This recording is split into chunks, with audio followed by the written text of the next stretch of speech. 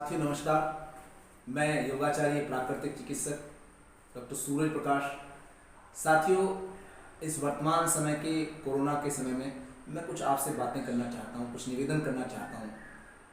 हमें ये समझना पड़ेगा कि आखिरकार इतनी लगातार बढ़ती हुई मौतें, इतनी चारों तरफ पैनिक क्यों स्थिति बन गई है। हम इस तरह से भयावह स्थिति से गुजर रहे हैं कि कुछ कहते नहीं बनता है। आए दिन लगातार मौतों का सिलसिला बढ़ता चला जा रहा है। हम क्यों नहीं अपने आप को समझा पा रहे हैं। हमारा लगातार लोगों से ये कहना, ये बराबर निरंतर एक दबाव बनाए रखना कि इतने हॉस्पिटल नहीं है, इतने संसाधन नहीं है, चारों तरफ मारा मारी है, कहीं ऑक्सीजन सिलेंडर नहीं है। साथियों, हमें कुछ चिंतन मनन करना चाहिए। इस समय हमें ये देखना चाहिए कि आखिर इस तरह की जो बीमारी है, इस तरह का जो वायरस है, ये क्या है। विभिन्न प्रकार के जो तमाम वैज्ञानिकों के प्रमाण हैं, उनके माध्यम से जो पता चला है कि ये कोरोना वायरस है और ये कोरोना वायरस ऐसा वायरस है। विभिन्न जानकारियाँ आपको हैं। मैं इस विषय पर यहाँ नहीं चर्चा करूँगा आपसे। मैं वर्तमान समय के समाधान की बात करना चाहूँगा, जो एक प्राकृतिक चिकित्सक होने के नाते मेरी ड्यूटी भी है। और मैं आपसे ये निवेदन करना चाहूँगा कि आप इसको अमल में लाएं। अगर आप इसे अमल में लाएंगे तो निश्चित रूप से आप बचाव कर पाएंगे। साथियों, ये शरीर पंच तत्वों का है। ये शरीर पंच तत्वों का है। हम अपनी मनमानी के साथ इसे जी रहे हैं और अपनी मनमानी के साथ में इसमें सब कुछ कर रहे हैं। जब एक जरा सा छोटा सा भी कोई हमारे ऊपर किसी भी प्रकार का कोई वायरल का इन्फेक्शन, वायरल का अटैक होता है, वायरस का अटैक होता है, तो हम उससे सिहर जाते हैं। छोटा सा नजला जुकाम, खांसी हुआ, लोग दौड़ लगाते हैं डॉक्टर्स के पास में। वहाँ तमाम तरह की medicines, antipyretics, anti allergic, antibiotics, ना जाने क्या क्या खाने पे तुल जाते हैं और तमाम तरीके के वे सारे उपाय करने लग जाते हैं कि ना जाने अब क्या हो जाएगा।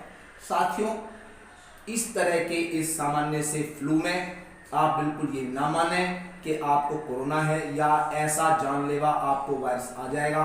आप छोटी सी खांसी, जुकाम, बुखार के लिए अपने आप को उसी तरह के वे तौर तरीके अपनाइए जो प्राकृतिक रूप से आप करते चले आ रहे हैं। सबसे पहले तो आपको ये मानना चाहिए कि ये शरीर पंच तत्वों का बना है। इसमें विकार आने की वजह सिर्फ एक ही है कि शरीर के अंदर गंदगी का आ जाना, फॉरेन मैटर का जमा हो जाना। साथियों, बुखार का आना हमें किसी भी स्तर तक नहीं लेकर जाता कि हमें हॉस्पिटल में एडमिट होना पड़े। हम जरा सी भी समस्या होती है तो तुरंत ऑक्सीजन की तरफ भागते हैं, तुरंत हमारी धड़कनें तेज हो जाती हैं, हम डर में जी रहे होते हैं। और डर में जीने वाले व्यक्ति की तो अपने आप ही ऑक्सीजन लेवल गिर जाएगा। मैं आपसे कहना चाहूँगा, एक रिक्वेस्ट करना चाहूँगा कि आप ये प्रकृति के इस संदेश को समझिए, आप अपनी जीवन शैली को सुधारिए। इस शरीर के साथ कोई मनमर्जी मत कीजिए। इस शरीर में कुछ भी आप डालते रहें, कुछ भी आप खाते रहें और फिर जब जरा सा बुखार आए तो फिर उसी में हमारे साथ में ना जाने किस किस प्रकार की दिक्कतें पैदा हों और फिर हम दोष देते रहें तमाम प्रकार के संसाधनों को।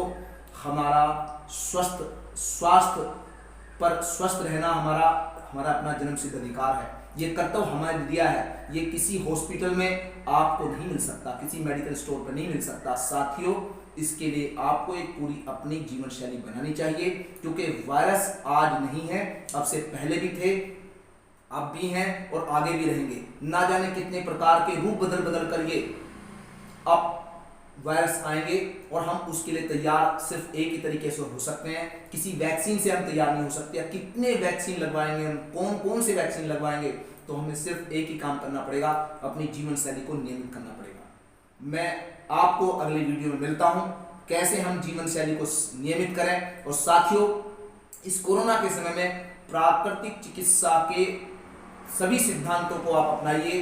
प्राकृतिक चिकित्सा कोई चिकित्सा पद्धति नहीं है, बल्कि एक जीवन शैली है। आप किसी भी अच्छे प्राकृतिक चिकित्सक से संपर्क कीजिए जो आपके स्थानीय हो। निश्चित रूप से वो आपको जीवन शैली का सूत्र देगा, जिससे आप खान पान में बदलाव लाकर, जिससे आप छोटे छोटे सूत्र अपनाकर अपने पेट को ठीक रखते हुए अपने छोटी छोटी समस्याओं को खेलते खेलते ऐसे दूर कर लेंगे। बस आपको सकारात्मक सोचना है, सकारात्मक देखना है। आप बिल्कुल मत हड़बड़ाइए। छोटी मोटी दिक्कत अगर आपको होती है तो मैं अगली वीडियो बनाने जा रहा हूं, जैसे आप ऑक्सीजन की समय मारामारी है, उस ऑक्सीजन के लेवल को हम कैसे सामान्य तौर पर सही कर सकते हैं और हमारा ऑक्सीजन का लेवल किस प्रकार से नियमित रहे। साथियों, मैं चाहूंगा कि वर्तमान समय में आपको धैर्य सबसे पहले चाहिए और आप डरिए मत, पैनिक मत बनिए। आप बिल्कुल स्वस्थ रहेंगे, मेरी ऐसी आशा और उम्मीद है, और मैं आप सभी के दीर्घ जीवन तथा उज्जवल भविष्य की कामना करता हूँ। धन्यवाद, नमस्कार।